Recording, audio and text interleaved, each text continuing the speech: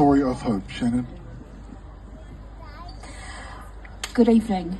I stand before you today to share a journey that began in February of 2020, one that changed my life in ways I could never imagine. That was the month my mother was diagnosed with stage 4 cancer. She was given 6 to 12 months, but in July 2020 she passed away. Losing her was devastating, and at the time I never thought that cancer would become a personal battle for me too.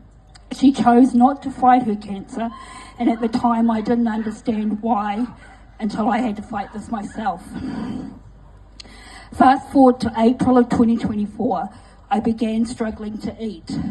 I thought it was just a passing issue, but by August I noticed a lump on my neck. Something didn't feel right. I went to the doctor later that month and was quickly referred for scans and an x-ray on September the 3rd. What followed was a whirlwind. I was told I had a mass in my esophagus and was referred to a Waikato hospital.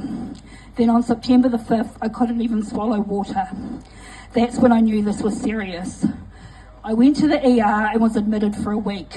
A CT scan was done, a nasal feeding tube inserted, and a biopsy was performed.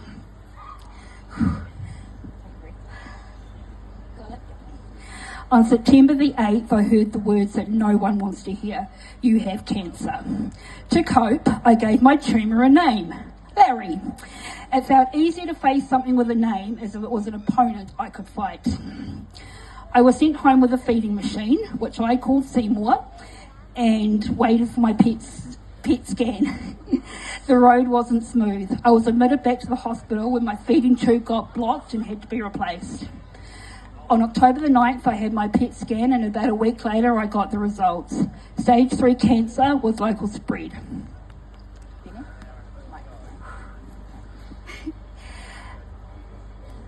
And I met with my oncologist on October the 16th, and we discussed my treatment plan.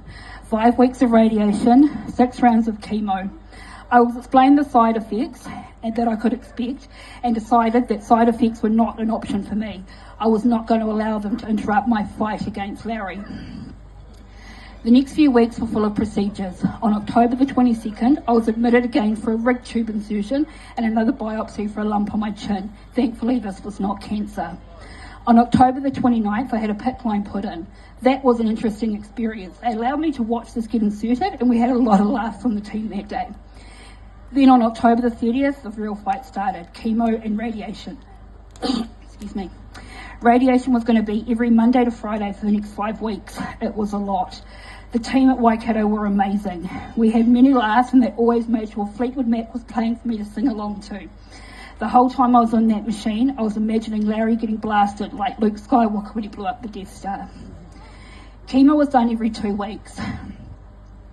My amazing best friend Felicity, who's here with me today, came down to Auckland for all of them. Drove me to chemo, ignoring my suggestions of maybe playing a game of tennis instead. For the record, I don't play tennis. She was always on hand to make me a cup of tea, get me a blanket, or film me singing along to the radio when the happy pills kicked in. Of course, she made sure to share those videos with everyone. Radiation ended on December the 3rd, and chemo was finally completed on January the 15th. It was one of the toughest experiences of my life, but I made it through, mostly side effect free.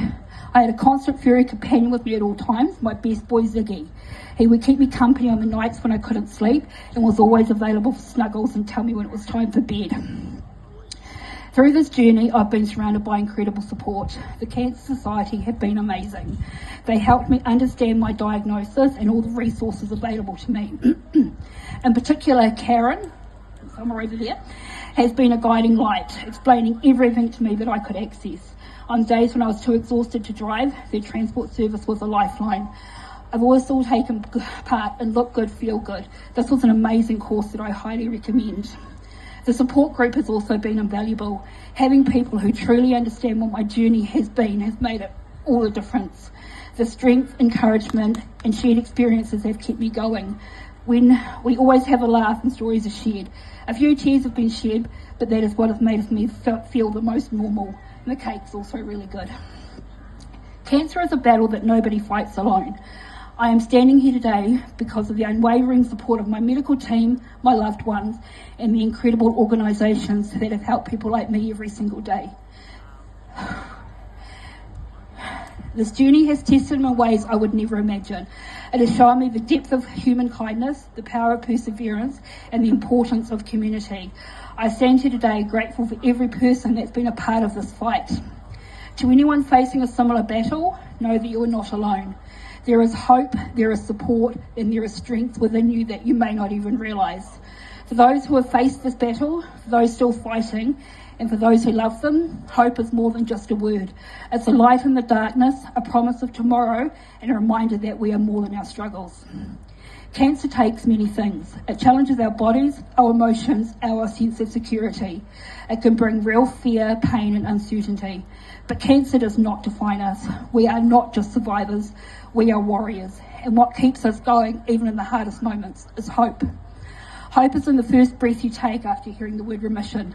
Hope is in the laughter shared with loved ones, the dreams that refuse to fade, and a plan for the future that cancer cannot take away.